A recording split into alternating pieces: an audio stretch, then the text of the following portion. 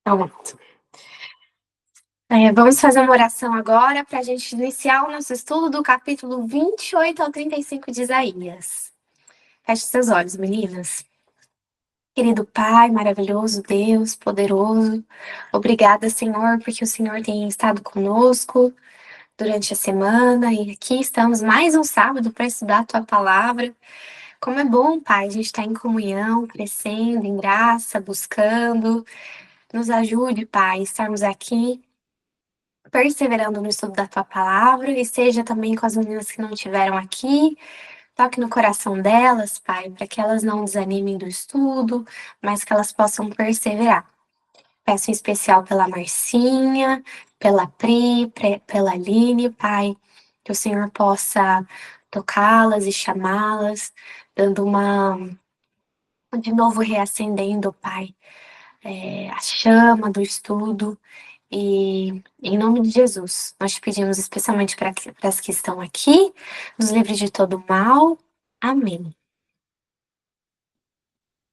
Gente, durante a semana, se vocês forem lembrando de alguma menina aqui, né? Coloque elas nas suas orações, né? Coloque o grupo Bereanos nas suas orações, para a gente estar sempre assim, blindando, né? Intercedendo, então, umas pelas outras. O Senhor ouve as nossas orações. Gente, sabe que eu estava ouvindo hoje de manhã com o Luca um pedacinho de um podcast que é daquele filósofo Clóvis e com o Rodrigo Silva no Inteligência Limitada. Até depois posso mandar o link para quem quiser. Esse Clóvis, ele é muito engraçado, assim, até me perdoe a palavra, mas tem um vídeo que ele fala assim, gente, teve um filósofo lá, ele pensou, ele criou toda a teoria, você só precisa entender, e você não consegue nem isso, entendeu? O cara que pensou e criou tudo do zero, e daí ele fala, né? Gente, como é que pode? Ele fica indignado. Então, mas é um cara assim muito inteligente, é legal de ouvir, claro que vai mais nessa linha filosófica, então você vai ter que ter paciência para ouvir o que ele tem para dizer, mas vale muito a pena. Então, o pedacinho que eu escutei foi muito legal, depois eu quero ouvir todo ele. E ele estava falando um pouco sobre a questão do copo cheio e copo vazio, né? Acho que todo mundo já ouviu isso. Então, até tem a minha garrafa aqui. E vocês podem olhar para minha garrafa e vai falar o quê? Ela está meio cheia ou meia vazia? E a gente sempre foi condicionada a pensar só no aspecto de não, tem que olhar para a garrafa meio cheia, né? Essa é a forma correta de se pensar, de se interpretar. Mas quando a gente leva isso no sentido de conhecimento, você olha para a garrafa e a garrafa está meio cheia ou meio vazia. Qual que é o problema de você pensar no sentido de conhecimento, sabedoria, e especialmente falando, né, do estudo das escrituras, qual que é o problema de você sempre pensar que o copo está meio cheio? O problema de um copo meio cheio vem uma arrogância, um orgulho gospel, um orgulho de não ser orgulhoso, eu diria, sabe? E quando é assim, gente, não tem muito espaço. Porque, afinal de contas, o copo já tá meio cheio, né? Então, você não precisa muito mais para encher. Você já tem, você já sabe de tudo. Então, nesse sentido, sabe? Você já sabe de tudo, você é o Senhor da verdade e nada você pode aprender. E quando a gente, mesmo como cristão, gente, está buscando a cada dia aprender, estudar as escrituras, mas se a gente olha para as escrituras, para qualquer assunto que for, achando que o copo tá cheio, tá meio cheio, o que a gente vai levar para nossa vida e o que a gente vai de fato aprender? O que a gente vai ter para mudar, né? Vai acabar sendo o famoso laodiceiano, né? Que ele acha que ele é rico, que ele tem tudo e que de nada tem falta. E o Senhor fala assim, mal sabes que tu é miserável, cego, pobre e nu. Então, quando a gente olha para as escrituras, gente, por mais que muitos assuntos são complicados, a gente fala muito isso, né?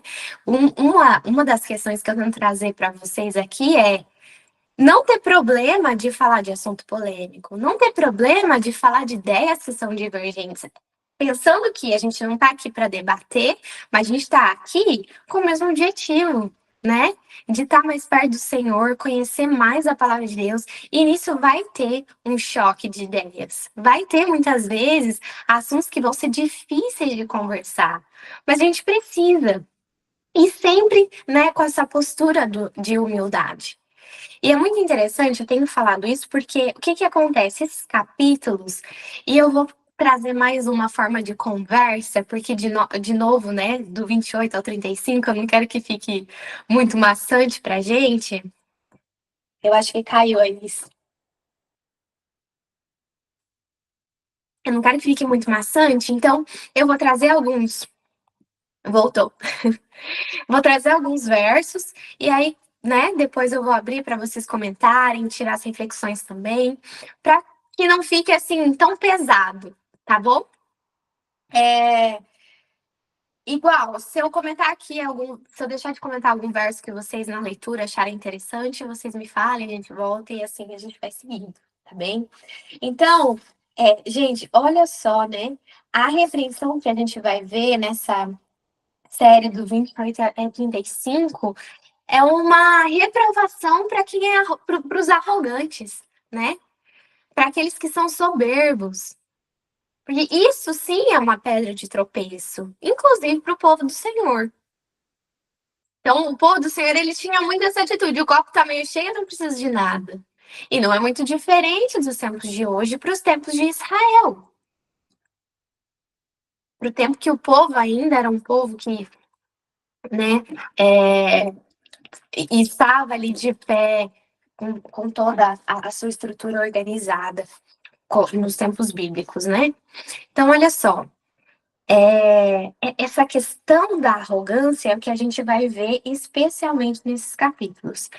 E indo já, iniciando aqui no capítulo 28, a gente vai ter um contexto, né? Que ele vai trazer exatamente essa questão novamente, de você não confiar em questões humanas, mas você sempre está com seus olhos voltados para o Senhor. A nossa confiança, ela tem que estar em Cristo, aquele que é o fundamento seguro, né? E não em humanos, não no nosso próprio entendimento, na nossa própria força, nem nas alianças que a gente faz com os outros. Então, assim, o legal é a gente poder trazer essa reflexão e fazer diferente do que aconteceu com aquele povo. Aqui, olha, já no começo do capítulo 28, ele vai falar assim: ainda a coroa de orgulho para os bêbados de Efraim, cuja beleza gloriosa é uma flor que murcha, a qual está na cabeça dos vales férteis, daqueles que são dominados pelo vinho. Então, que sério. Aqui a gente vai ver, vocês vão ver muito essa linguagem que o Senhor fala, que os líderes, né, eles estão como bêbados. O povo, eles estão como bêbados. Mas aqui a gente até poderia pensar na questão física somente, mas você vai ver que não é só uma bebida e como é que fala quando uma pessoa. Uma pessoa que. Não está falando só de uma pessoa que está afetada pelo vinho fisicamente, mas também na questão espiritual. Lá em Apocalipse, a gente vê a grande Babilônia, a grande meretriz. E a Bíblia repreende dizendo que ela tem um cálice de vinho e que ela tem dado a beber a todas as nações. E esse vinho tem a ver com os seus falsos ensinos, as suas falsas doutrinas. Ou seja, aqui existe uma arrogância também de um povo que está imerso em falsas doutrinas e tem guiado um povo falsamente também, que tem sido enganado, tem se deixado enganar. Então, ao mesmo tempo que o Senhor quer resgatar eles, trazer para o que é o correto, para o ensino verdadeiro da palavra, das escrituras, existe aquela arrogância que serve de barreira. Entende? Então, olha só. Então, ele vai continuando, eu quero mencionar aqui para vocês. Ele vai falar. Olha, porém, eles também têm errado por causa do vinho, e através da bebida forte estão fora do caminho. O sacerdote, o profeta, têm errado através da bebida forte. Eles estão imersos no vinho. Eles estão fora do caminho por causa da bebida forte. Eles erram na visão, eles tropeçam no julgamento. É muito pesado, porque ele continua falando assim, porque todas as mesas estão repletas de vômito e imundície, tanto que não há mais em um lugar limpo. A quem ele ensinará conhecimento? Esse sim é o verso que eu queria trazer aqui especialmente. E a quem ele fará compreender a doutrina? Aqueles que são desmamados e retirados dos seios, né, como crianças, porque preceito precisa ser sobre preceito, linha sobre linha, aqui um pouco e lá um pouco. Talvez a sua tradução aí vai estar um pouquinho diferente, um pouquinho aqui, um pouquinho ali, regra sobre regra. Depois, mais para frente, ele vai falar de novo no 13. Olha, porém a palavra do Senhor foi para eles preceito sobre preceito, mandato sobre mandato, regra sobre regra, linha sobre linha, aqui um pouco e lá um pouco, para que eles possam ir e cair para trás e ser quebrados e enlaçados e capturados. Então, olha só, essas pessoas que estavam ali, né, no engano, quando eles se deparam com a verdade, eles ficam quebrantados diante daquilo. E olha só que lição, gente, de como a gente deve, de fato, estudar a Bíblia. Você pode até grifar esse verso aqui que vai estar falando, o verso 10, o verso 13. Essa é a forma correta de estudar a Bíblia. Então, qual que é a forma correta? Isso é crucial para a gente. Eu falo para vocês muito disso como um quebra-cabeça. A gente vai pegar uma pecinha aqui e a gente vai encaixando com as outras peças. Porque por mais que a gente teve Moisés, João, Paulo escrevendo, quem estava por trás conduzindo era o Espírito Santo que estava inspirando esses homens. Né? Então, a gente tem como o verdadeiro autor da Bíblia o próprio Deus. Então, quando eu vou estudar o ensino de Paulo, vai estar lá em Romanos, eu não posso pegar um verso isolado e aplicar, né, as vozes da minha cabeça para tirar uma conclusão do que ele está querendo dizer, né? Ou não, para talvez validar aquilo que é uma crença minha, mas se você põe à prova mesmo, colocar isso daqui que está falando esse verso, preceito sobre preceito, linha sobre linha, um pouco aqui, um pouco ali. Então, eu preciso agora, para saber aquilo que eu estudei, se de fato é aquilo que eu entendi, se aquilo que foi me ensinado está de fato em harmonia com a palavra de Deus, ela precisa fazer sentido. Ela é como se fosse uma composição de uma música que está toda em harmonia, está toda afinada, toda bonita. Não vai ter nenhum instrumento desafinado ali no meio. Senão, a música não vai rolar, vai ter alguma coisa errada. Talvez essa não foi a melhor comparação que eu dei. Afinal de contas, não sou música. Mas eu espero que vocês tenham entendido o que eu quero dizer, que as coisas precisam fazer sentido, né? Então, Paulo, que está lá no Novo Testamento, né, e que no geral é muito citado hoje nas igrejas, ele vai estar em harmonia com o que Moisés escreveu. Entende? Mesmo que muitas vezes parece que eles estão brigando, Moisés e Paulo, mas isso não é verdade, eles estão em harmonia, porque foi o próprio Deus que inspirou. Então a gente precisa colocar no verdadeiro estudo da palavra de Deus, estudar um pouquinho ali e um pouquinho aqui. Eu vou lá para Romanos. Que leu todo esse capítulo? Às vezes, gente, sinceramente, especialmente falando do livro de Romanos, eu ainda quero trazer ele para a gente estudar Romano Gálatas, né? Que é bem polêmico. Mas, sinceramente, se pega Romanos, não adianta você só ler o capítulo inteiro para contexto. Nem só ler o capítulo anterior e posterior. Para você entender mesmo, você vai ter que todo o capítulo amarradinho. Perdão, todo livro amarradinho para ele fazer de fato sentido, sabe? Então eu vou pegar, inclusive, vou ler Romanos, Aí eu vou voltar aqui pro Velho Testamento. Aí, de repente, eu vou lá em Apocalipse. Aí eu vou pegar lá um pouquinho de Gálatas, um pouquinho aqui, um pouquinho ali. Mas, claro, tudo dentro do contexto. Gente, essa aqui é a regra crucial. Se você olha na internet, você olha reels de Instagram, seja lá o que for, está cheio, cheio de, de heresias, né? Infelizmente, más interpretações, porque esse princípio básico não é aplicado. De regra sobre regra, preceito sobre preceito, um pouco aqui, um pouco ali, né? Então, quando a gente faz isso, a gente blinda, né, o nosso estudo de entrar muita coisa errada. E a gente poupa muito tempo também, né? De talvez abraçar uma coisa que não está em harmonia com a palavra de Deus. Enfim, então, esse eu acho que foi o entendimento que eu gostaria de trazer, compartilhando especialmente sobre o 29. E a gente vai agora para o. Perdão, pelo 28, passando agora para o 29.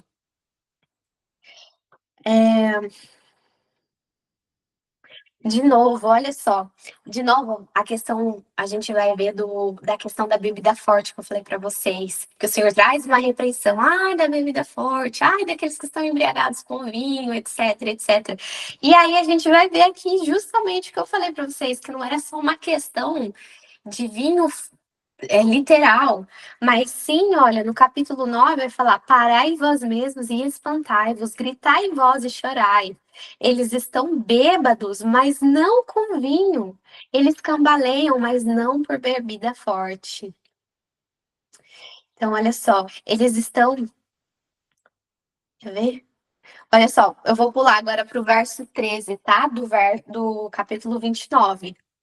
Se vocês estiverem com a Bíblia aí, vai fazer mais sentido acompanhando comigo a leitura, tá bem? Olha só, verso 13. Portanto, o Senhor disse: como este povo aproxima-se de mim, com suas bocas e com seus lábios me honram, porém tem afastado o seu coração para longe de mim. E o seu temor com relação a mim é ensinado pelo preceito de homens. Gente, quanto que a gente não vê preceitos de homens sendo ensinados no lugar dos preceitos de Deus? E aqui o Senhor fala assim para esses: vocês me honram com a boca, os seus lábios me honram, mas o seu coração está longe de mim, porque você tem ensinado preceitos de homens, ideias de homens, teorias de homens, doutrinas de homens, mas eles têm deixado a verdadeira doutrina, a doutrina do céu, aquela verdadeira doutrina que vai te conduzir ali para um caminho de santificação, para uma verdadeira conversão. Então o Senhor fala assim, gente, vocês fazem da boca para fora. Quando o Senhor ele chama a gente para estar numa caminhada cristã, ele quer uma transformação total, ele quer uma entrega, ele quer o seu coração. Não é uma mera ação exterior. Ele quer algo do coração porque ele quer te transformar. Ele quer que o velho homem ele morra e nasce então um novo homem, nasce então uma nova criatura que tenha um caráter transformado, a semelhança do caráter de Cristo. Esse deve ser, né, a busca do cristão nessa caminhada de fé aqui na Terra. Só que, gente, como que é uma pedra de tropeço os preceitos de homens nessa caminhada? Porque nesse processo, é natural que a gente tenha muito carinho, muita admiração por muitos, né? Irmãos de fé, né? Eu admiro e tenho um carinho por cada uma de vocês. Cada uma aqui tem uma jornada diferente e eu aprendo com cada uma, né? Tenho certeza que vocês aprendem também umas com as outras. Na igreja de vocês, a mesma coisa, vai ter pessoas que vocês se admiram. E na caminhada, né, vai ter os líderes, vai ter os pastores, vai ter quem for. Vai ter, de repente, na internet, aqueles que a gente se inspira, que a gente tem carinho como se a gente conhecesse pessoalmente. Só que a gente não pode Eu até gosto de pensar assim, eu não posso pôr tudo a perder no sentido de conhecimento da palavra, só porque uma pessoa é legal, só porque uma pessoa fala bem, uma pessoa canta bem, porque ela tem uma boa oratória, né? Eu não posso depositar toda a minha fé, todo que os meus princípios, no que eu vou crer, no que eu vou aderir, o que eu não vou, por conta de aparência de alguém, né? Do que ela mostra no exterior dela. Porque o Senhor repreende. Há muitos, sim, que honram com a boca, mas o coração está longe dele, que tem ensinado preceitos de homem. Então, agora, o nosso papel tem que ser, primeiro, não fazer isso, né? Não ensinar preceitos de homens. Não divulgar isso. Segundamente, entrar nessa sala, nessa mesa conosco mesmo e colocar cada crença, cada princípio, cada ensinamento nessa longa jornada cristã e colocar em comparação da palavra de Deus e passar como um filtro, sabe? Será que eu tenho trazido nessa minha jornada algum preceito de homem que na verdade não é um preceito de Deus? A gente tem que fazer esse questionamento. E a gente, na verdade, não gosta, porque tira a gente da zona de conforto. Porque a gente quer olhar e falar assim: eu tenho o copo meio cheio. A gente não quer estar numa posição de estar o copo meio vazio. Entende? Porque aí, de novo, vem a questão do orgulho humano, né? E isso tem que ser aquebrantado. A gente tem que sim pensar, não tô falando de você não levar a sério, né? O que você crê, os seus princípios, mas colocar tudo comparando com a palavra de Deus, para ver se de repente alguma coisa você tem deixado de fazer que é algo que o Senhor espera de você, né? Será que você não deixou algo para trás nessa caminhada? Será que alguém de repente tem colocado distorcido algum entendimento que talvez tenha te impedido de estar ainda mais próxima do Senhor ou de estar mais íntima ou conhecer mais da palavra e da vontade dele? Então, essa questão dos preceitos de homens é muito sério. Como nós devemos buscar ter esse temor do Senhor, a gente tem que, sim, gente, sim, blindar. Porque a cada esquina que a gente encontra, tem uma igreja diferente, tem um coach diferente, agora tem os especialistas de Instagram, TikTok, que for. Então, são tempos difíceis, né? De discernir o que é certo e o que não é, o que é preceito de homens e o que é preceito de Deus. Porque muitas vezes Satanás, ele faz o quê? Ele mistura uma verdade com mentira. Ele coloca 90% verdade, aí ele coloca ali, ó, 10% mentira. Ele tem objetivos com isso, mas a gente tem que ter sabedoria e usar o que o Senhor nos disse, né? De um pouquinho aqui, um pouquinho ali. E ter essa constante busca e sede por conhecimento, com um coração humilde, um coração de uma criança que quer aprender. Quando a gente é pequeno, né? Eu não sei vocês, gente, mas eu era daquelas que. Por quê? Por quê? Por quê? Por quê? Tudo eu queria saber por quê. Tudo eu queria saber como que funcionava. Eu era muito curiosa. E depois a gente vai crescendo, a gente, ai, eu acho que é assim, porque deve acontecer assado. E às vezes a gente pode querer trazer isso na nossa jornada cristã, né? Então a gente tem que ter essa humildade, voltar a ser, né, como uma criancinha que está aprendendo sobre o mundo, sobre as coisas. E aí sim, a gente vai permitir que o Espírito Santo nos ensine, né? E que a gente possa crescer e ser usado ainda mais pelo Senhor, para a honra e glória do nome dele. Então, quando a gente olha, né, essas repreensões que estão aqui nesses capítulos de Isaías contra os arrogantes, é muito fácil a gente pensar que o arrogante é o outro. É muito fácil a gente pensar no arrogante, aquela pessoa lá, né, e tal, aquele dia. É muito fácil. Mas a gente tem que trazer uma aplicação na nossa vida agora. Será que de repente eu não tenho sido uma arrogante, uma orgulhosa, e eu tenho impedido, né, do Espírito Santo fazer uma obra, dele me ensinar? Será que eu não tenho tapado os meus ouvidos? Então, a gente precisa sempre estar nessa posição, gente, que eu não quero fazer parte do que vai acontecer, daqueles que mantêm essa arrogância, essa soberba e desprezam o conselho do Senhor, deixam de confiar no Senhor.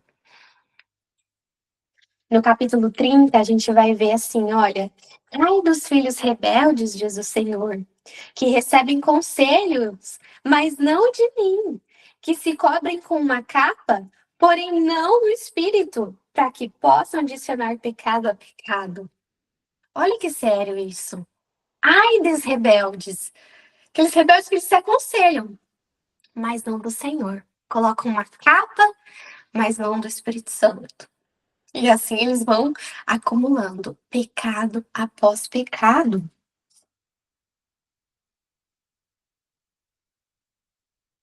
E aí, olha só, o verso 8. É muito interessante porque a gente fala de povo de Israel e eles eram muito assim, porque eles deixam de guardar a lei do Senhor, né? O Senhor, inclusive, repreende eles de algumas práticas que eles não faziam corretamente. E quando eles saem do cativeiro babilônicos, eles falam assim: não, agora a gente vai fazer tudo certinho, agora vai ser tudo perfeito. Só que a repreensão que o Senhor dá depois é que, na verdade, eles não estavam guardando a lei do Senhor como eles deveriam guardar. Eles são repreendidos. Só que muitas vezes, quando a gente olha, né, para o povo de Israel, a gente vê como se, quando eles se repreendem, ai, que deve fazer isso, deve fazer aquilo, como se eles de fato fossem praticantes da lei do Senhor. Mas essa não é a verdade. Então, aqui a gente, inclusive, vê, né, repressões, isso tanto antes quanto depois, gente. Essa guerra e rebeldia do homem é história antiga, né? Desde que entrou o pecado nessa terra, a nossa carne sempre esteve a contender com o espírito. Então, aqui o Senhor ele vai repreendendo, ele diz assim, olha, no verso 8, agora vá, escreve isso perante eles em uma tábua e registra isso em um livro, para que fique para o tempo vindouro, para sempre, para sempre. Olha só, escreve o que eu estou falando, para que todos possam ver. Basicamente isso, que este é um povo rebelde, filhos mentirosos. Tá falando do povo de Israel. Olha a repreensão deles, que fique registrado para todo mundo saber ainda. Isaías escreve: este é um povo rebeldes, de filhos mentirosos e filhos que não ouviram a lei do Senhor. Os quais dizem aos videntes: não vejam, e aos profetas: não profetizem em vossa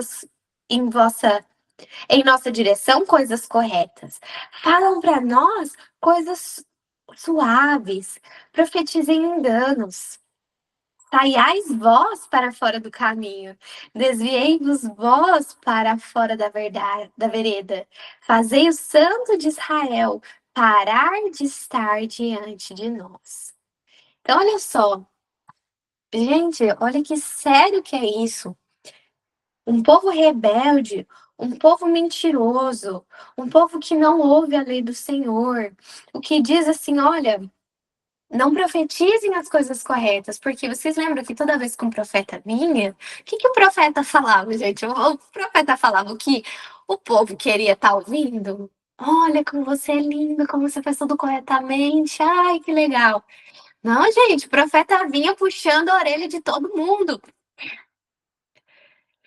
Eles eram diretos. O profeta, ele é usado para o Senhor como uma ferramenta para conduzir o povo, para chamar o povo para o arrependimento.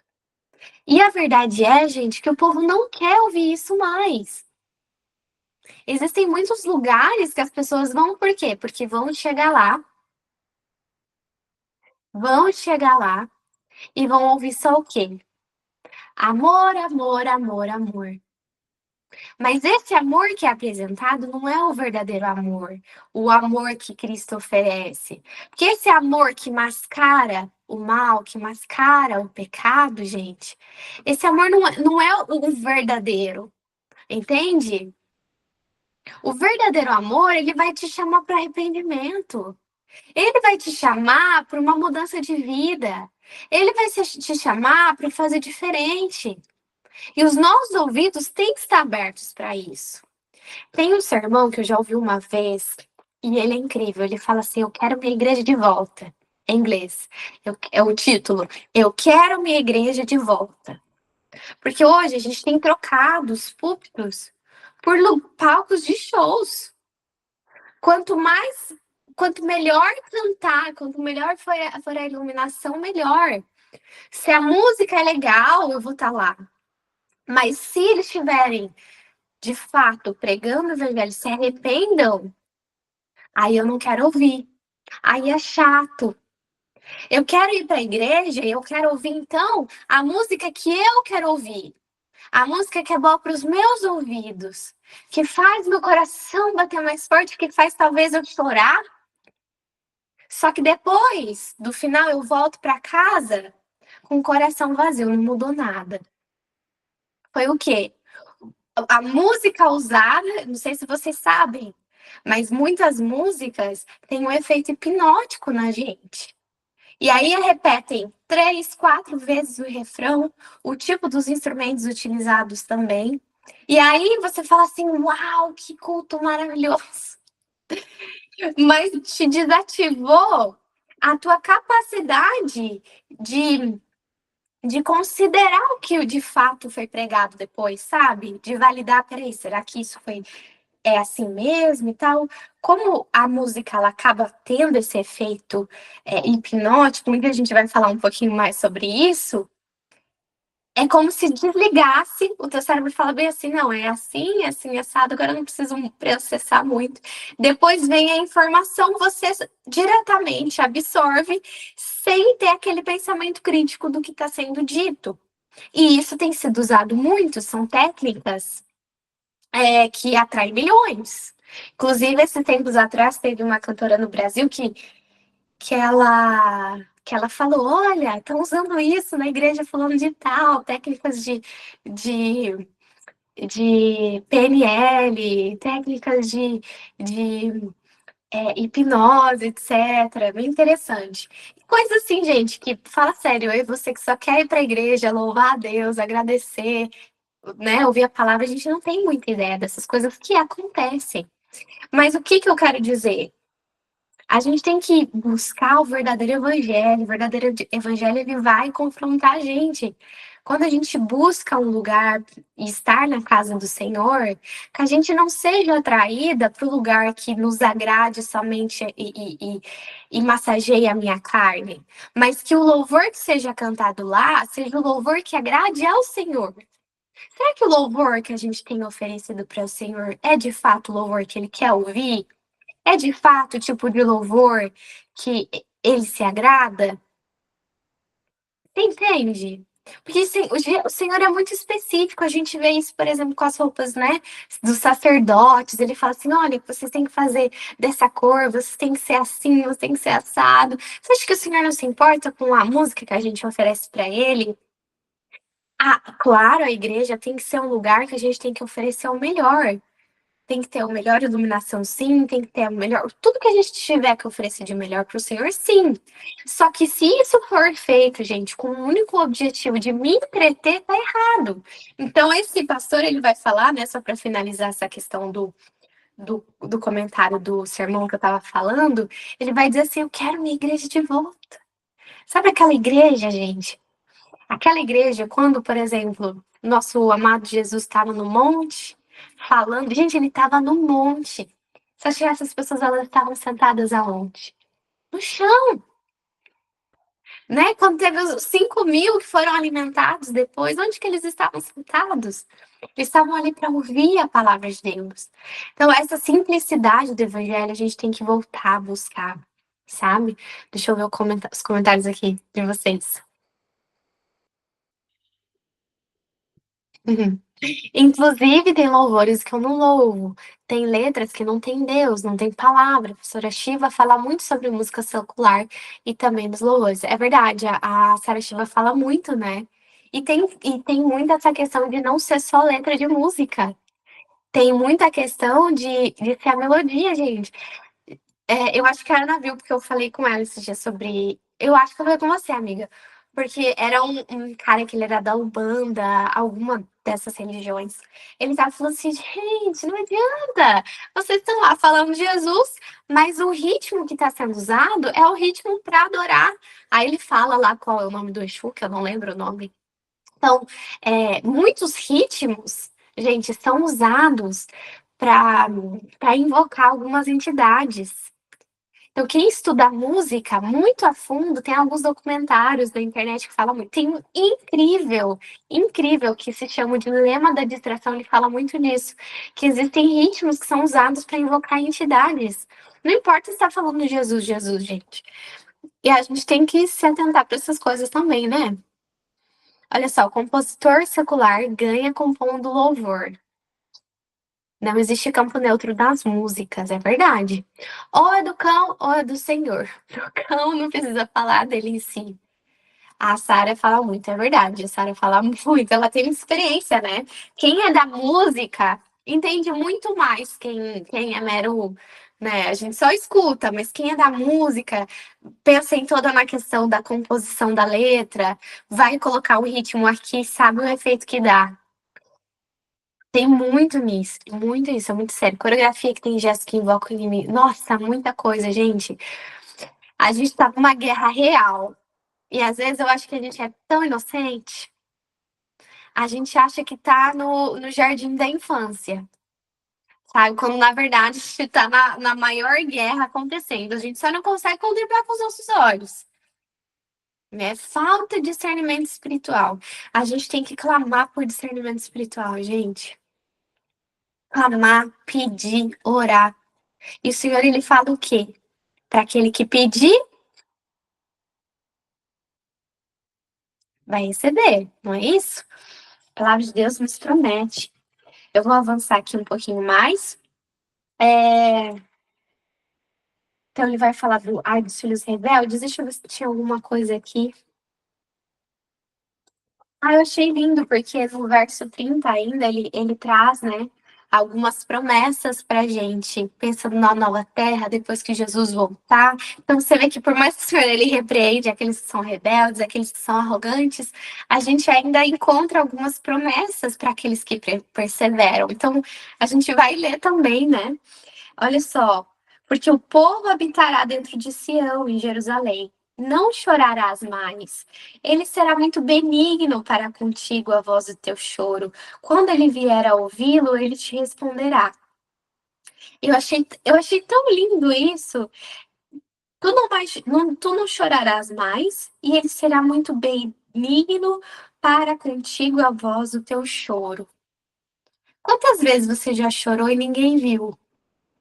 Quantas vezes você afundou a cara no travesseiro lá, sozinha, achando que ninguém estava entendendo o que você estava sentindo, o que você estava passando?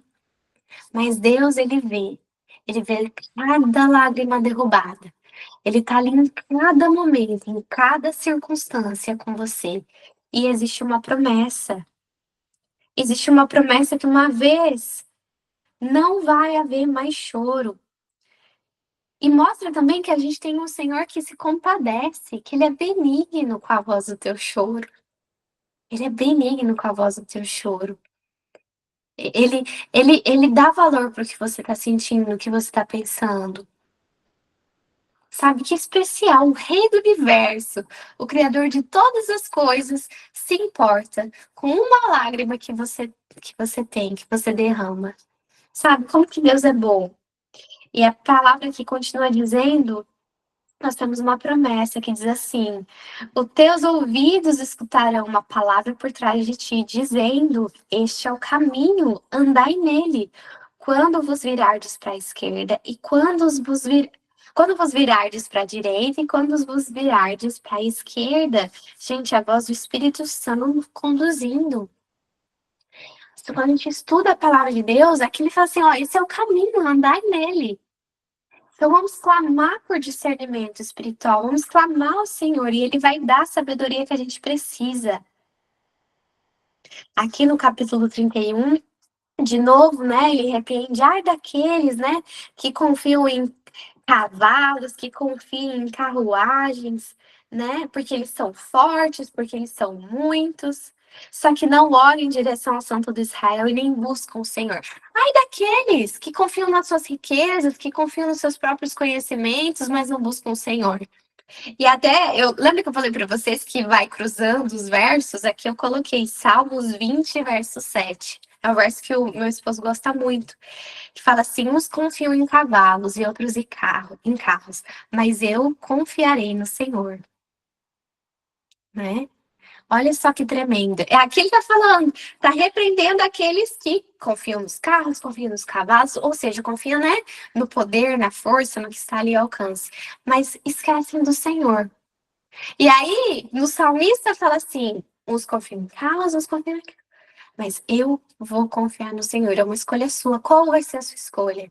Em quem você vai confiar? Né? Onde você vai pôr a sua confiança? Olha só. Então, gente, é lindo demais, né?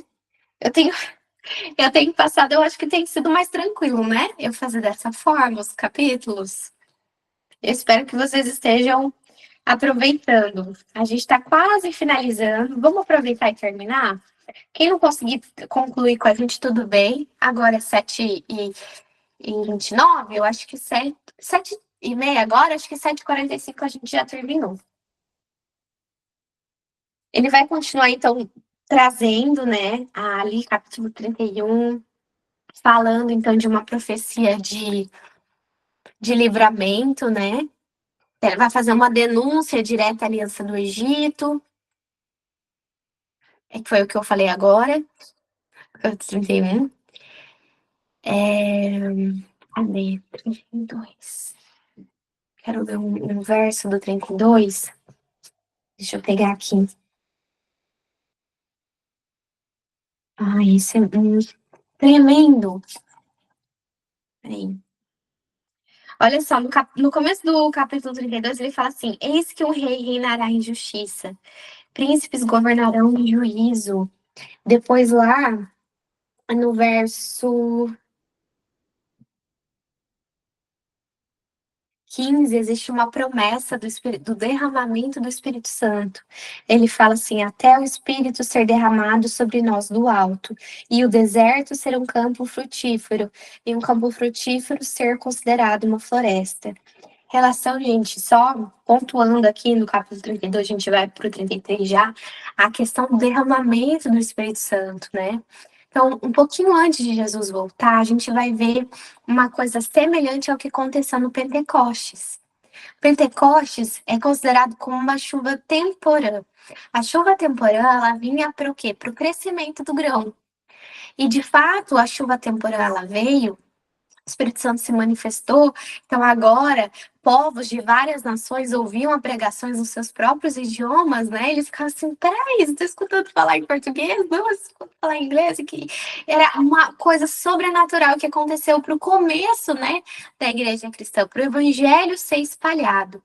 E semelhantemente a isso, e até maior, vai ser então o derramamento do que os teólogos comparam, inclusive, com a chuva. Chay, acabei de ver sua mensagem. Que Deus te abençoe, tá? Te espero no próximo estudo. A gente tá quase terminando aqui nos últimos 2 capítulos. Qualquer coisa, depois você vê a gravação, tá bom? Fica com Deus. Esse derramamento, então, gente, que vai ver do Espírito Santo nos últimos dias, vai ser para concluir a obra da pregação do evangelho, da mensagem que tem que ser pregada. Então, isso é bem importante. Quando a gente vai estudar ali Apocalipse, qual que é a última mensagem que vai ser pregada? Qual que é a mensagem que o Senhor deseja que a gente leve adiante? Então, isso é bem legal também da gente perceber e da gente orar, inclusive, para que o Senhor derrame o Espírito Santo. Gente, para que serve o derramamento do Espírito Santo? É para uma exaltação própria? É para eu achar que eu sou mais iluminada, né, do que o outro? De forma alguma. O Espírito Santo, ele vai ser derramado em abundância para você com um objetivo. Talvez você nem saiba. que você esteja de fato recebendo essa porção dobrada do Espírito Santo. Mas vai ter um objetivo para você fazer isso. E qual será, gente? Pregação do Evangelho. O Espírito Santo ele vem para convencer do pecado, da justiça e do juízo. Ele vai ser dado para aqueles que estão trabalhando para o Senhor. Porque falta pouco tempo para Jesus voltar e muitos ainda precisam ouvir a mensagem. Então é para isso que a gente vai receber o Espírito Santo, gente, com um objetivo importante. E a gente tem que clamar, Senhor, me prepara para que essa obra seja finalizada e seja entregue a todo mundo para então o Senhor voltar. E aqui, né, no capítulo 33, achei muito tremendo, gente. O verso 14 do 33, ele diz assim, ele vai falar de profecias contra... Deixa eu só contextualizar o 33, ele vai falar da Síria, né, que vai ser destruída, tudo mais, o povo vai clamar, Deus responde com salvação. Então a gente vê que Deus ele vai exaltar a Sião, vai estabelecer justiça, os redimidos do Senhor verão o rei. Eu amo esse verso, inclusive. Então aqui a gente até vê o verso dizendo assim, ó Senhor, só um minutinho.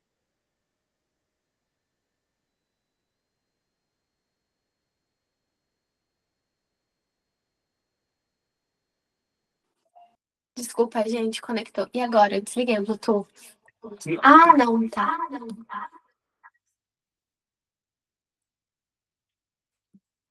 Tá bom, foi? Peraí, gente. Peraí. Amor, não tá dando. Tá bom, obrigada.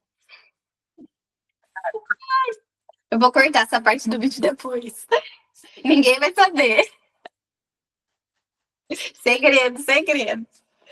Ai, gente. Bom, continuando. Aqui o verso vai falar então, né? Ó Senhor, ser benigno para conosco. Nós temos esperado por ti. Ser tu o braço deles a cada manhã também, nossa salvação no tempo de dificuldade. Olha que lindo esse verso, gente. O verso 2 de Isaías 33. E aqui é muito lindo, muito forte. Aqui do verso 14. Eu vou ler do 14 ao 16, tá bom? Tô quase finalizando. Os pecadores em Sião estão com medos.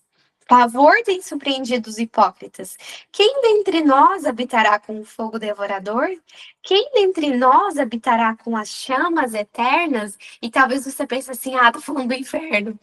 Mas não, olha só. Ele está se referindo ao Senhor. Quer ver? Amiga Ana, você consegue ler pra gente Êxodo 24, 17? Amiga Eli, você tá aí fácil para abrir um verso também? Mas eu vou ter que ir traduzindo na hora. Mas qual que é, amiga? Hebreus 12, 29. Tá. Então a Ana pode ler primeiro, depois você. Isso, a Ana, Êxodo 24, 17. 17, que diz assim: o aspecto da glória do Senhor era como um fogo consumidor do cima do monte aos olhos dos filhos de Israel. Olha só, a aparência era como fogo consumidor. Amiga Elis, pode ler agora. Pera aí que eu ainda tô achando, se tiver mais fácil. Pera aí, o Hebreus 12... Hebreus 12, 29. Pera aí. 29. Porque nosso Deus é como fogo destruidor. Isso mesmo. Ou fogo consumidor, dependendo da tradução. Então, olha só. Aqui Isaías fala assim, quem dentre nós habitará com o fogo devorador? Quem dentre nós habitará com as chamas eternas? Está falando assim, quem dentre nós vai habitar com o Senhor? Quem dentre nós? E olha só que tremendo, porque quando a gente fala de andar em santidade, andar em obediência, a gente não é muito mera cumprição de tópicos, Não adorei mais esculturas, check. Não, não sei o que, check, check. Não, muito mais. Eu falo sempre disso para vocês, né? Uma transformação. E aqui ele traz mais esses princípios. Ele fala assim: olha, quem que vai então habitar com o Senhor? O que anda em justiça e fala retamente, o que despreza o ganho de opressões, que sacode as suas mãos de segurar subornos, que tampa seus ouvidos de ouvir de sangue e fecha os seus olhos de ver o mal. Quantas coisas a gente tem visto que é mal, de ouvir de guerra, de ouvir de fofoca, de ouvir de sangue. Gente, reflete sobre esse verso.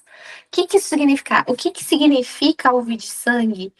De ver o mal? Ver o mal muitas vezes pode ser uma notícia, sabe? De um assassinato, que as pessoas... Tem pessoas que gostam de ficar ouvindo, né? Coisas de assassinato, de morte, disso e daquilo. Aqui o Senhor fala que o povo dele feche seus ouvidos, feche seus olhos para essas coisas. Então, esse habitará no alto, as fortificações das rochas serão seu lugar de defesa. Pão será dado a ele, suas águas estarão seguras. E eu quero que vocês gravem, marquem esse verso 16 de Isaías 33, porque essa é uma promessa para aqueles dias que eu tenho falado para vocês, né? Tenho trazido os tempos difíceis que virão, de perseguição, de tribulação, nas quais a gente vai passar. Essa é uma promessa. Ele habitará no alto, as fortificações das rochas serão o seu lugar de defesa. Ou seja, gente, esse povo está escondido em caverna. Só que tem uma promessa: pão será dado e as suas águas serão certas. Pão e água eles terão. Vocês lembram de Elias? Elias, ele foi perseguido por uma mulher, Jezabel. E o que acontece com ele? Primeiro, ele é alimentado pelos corvos, certo? Só que depois ele foge e tudo mais. Depois ele vai morar com uma mulher. E o que ele come nessa casa? Pão e água. Olha o paralelo da história. Então a gente faz um paralelo com o que aconteceu com Elias. Elias, ele tinha o chamado profético, né? Ele tinha um papel ali. Elias, ele foi perseguido, mas o Senhor manteve ele em segurança, guardou ele no tempo certo. E o pão e a água dele foi dado. A pão e a água do povo de Deus será dado naquele Elias. Depois, olham. Gente, depois eu queria ler para vocês aqui do 17 ao 24, mas vai ficar muito comprido. Eu só vou ler essa parte assim, olha, do 17. Teus olhos verão o rei em sua beleza. Eles observarão a terra que está muito distante. Tu não verás um povo violento, um povo de uma fala mais dificultada, do que possais entender, de um idioma de fala hesitante, que não possas compreender. Então, aqui ele vai dando promessas, olha só. E os habitantes não dirão, estou enfermo, porque o povo que habita dela será perdoado da sua iniquidade. Então, ele está falando da Nova Jerusalém. Tem um povo que não está mais doente, porque eles foram perdoados da sua iniquidade. E eu amo quando fala assim, seus olhos verão o rei em sua beleza. Gente, os seus olhos verão o rei, essa é a promessa, não olhos de outras pessoas. Nós observaremos, nós veremos o rei. Que promessa! E aqui ele vai dizendo 34, todo exército do céu será dissolvido, os céus serão enrolados juntamente com o rolo de pergaminho, e todo o seu exército cairá como uma folha de uma videira e como um figo em sua queda. Então, Isaías, ele vai trazendo a repreensão do povo para a época, ele vai trazendo algumas promessas que não se cumpriram com Israel literal, mas que vão se cumprir com o povo, né? No fim dos tempos, com a nova Jerusalém, aquela que desce dos céus, né? Adornada como uma esposa.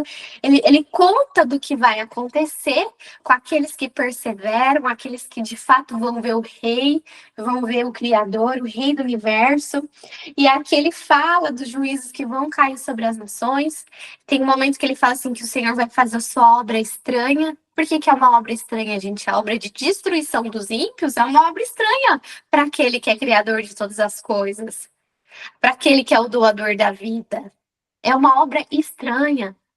Então, aqui no 34, ele vai estar falando do julgamento, ele está falando da volta de Jesus, ele fala que o céu é enrolado como um pergaminho.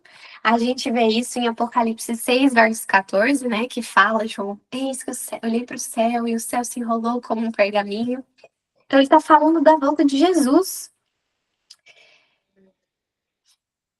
E, olha só, os últimos dois versos, 35, a futura glória de Sião.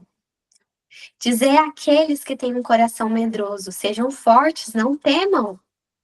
Eis que seu Deus virá com vingança, Deus com uma retribuição. Ele virá e vos salvará. Para aqueles que foram rebeldes, para aqueles que abandonaram o Senhor, eles devem temer a volta de Jesus, sim. Devem temer. Mas para aqueles que perseveraram, devem esperar ansiosos para aquele dia, porque é o dia da nossa salvação. E aqui, o último verso, então, do 10, ele diz assim: os resgatados do Senhor retornarão e virão a Sião com canções e eterna alegria sobre suas cabeças. Eles obterão alegria e júbilo, e a tristeza e o lamento sumirão. E aí, gente, eu vou ler para vocês aqui o que diz Apocalipse 21, 4.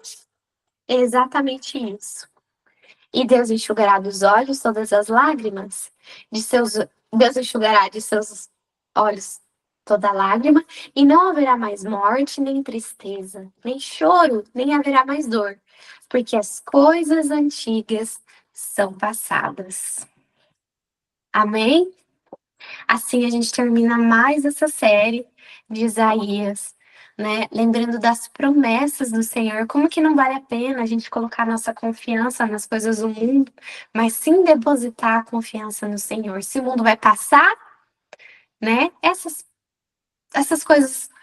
A vida é como um sopro, gente. Com o Apocalipse 21, capítulo 21, verso 4. Ai, que linda! Adoro ver quando vocês anotam. Essas coisas vão passar na Terra, gente. É o mundo. Você para pra pensar, né? Qual que é o seu maior objetivo nessa vida? E se você chegasse lá, você olha para as pessoas que talvez estejam na posição que você almeja, se elas são felizes, elas são completas. Às vezes você vê, né, por esses dias, a Preta Gil faleceu de câncer, né, no Brasil. E eu estava vendo a história, muito triste que aconteceu com ela, o esposo deixou enquanto ela estava doente. E uma mulher, em relação à carreira dela, muito bem sucedida, ela morreu. O que que ela levou? O que que ela levou? Todo o prestígio, toda a fama, o dinheiro, casa. Levou. Eu não tô falando de questão de salvação, porque isso não cabe a gente, né? A gente não sabe da relação dela com o Senhor. Mas vamos pensar nesses que se de fato, se ela não se arrependeu, se ela não se consagrou ao Senhor, de que valeu tudo isso? Acabou, né? Acabou. Então, passou. Que adianta, né? O homem ganhar o mundo e perder a sua alma.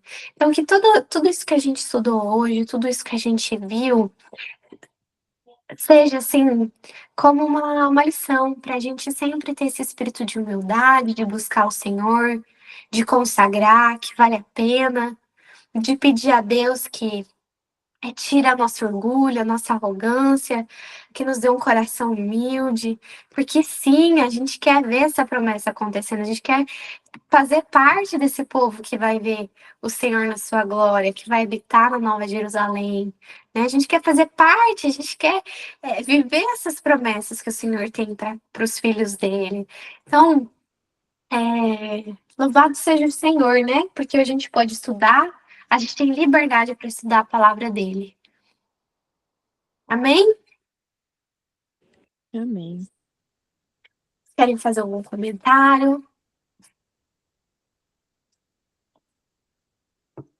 Eu tenho mais questões, mas eu vou preferir perguntar no privado, porque senão vai se alongar muito o horário da aula.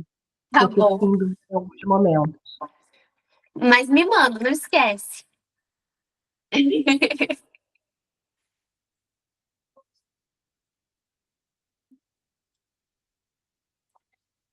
Vou fazer uma oração, então. Alguém tem um pedido especial para orar?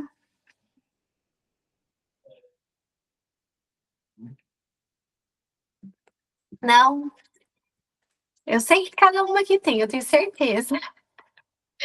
Mas eu vou orar daquele jeito, né? Que Deus sabe. Amiga, vamos aproveitar e orar por discernimento, né? Já que a palavra hoje, né? Acho que isso é muito hoje, muito forte, né?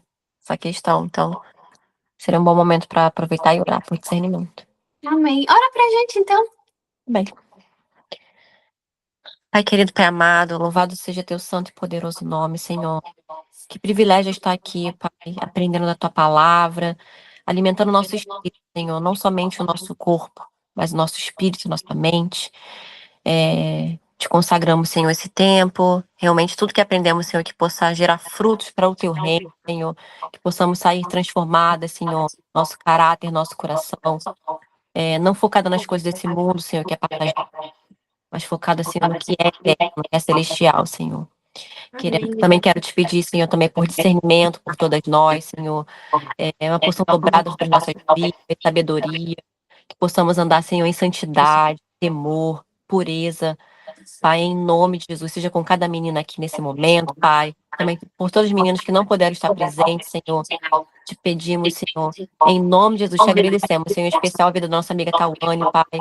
Através da vida dela, Senhor, temos sido edificadas, Senhor. Então, dê uma porção dobrada sobre a vida da nossa amiga, Senhor, e da casa dela. Em nome de Jesus, Senhor. Agradeço e te peço. Amém, amém, Pai. Amém, meninas. Deixa eu parar a gravação.